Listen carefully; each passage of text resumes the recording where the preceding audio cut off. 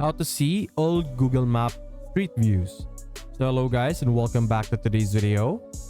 So first things first that you're going to do is you're going to of course visit an area in Google Maps that you want to view. For example, I chose a random location in Japan. So what you're going to do is you're going to simply select the street that you want to view. For example, this one.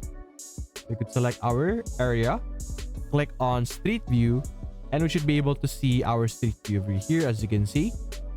And now what you're going to do is you're going to click on see more dates over here on the top left section. Over here, it will show us our different timelines.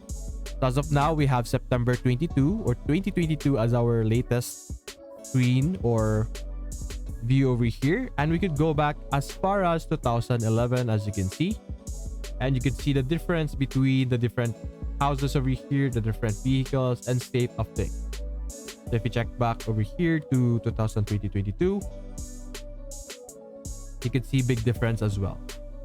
So that's basically it guys. If you enjoyed this video, leave a like and subscribe. Thanks for watching.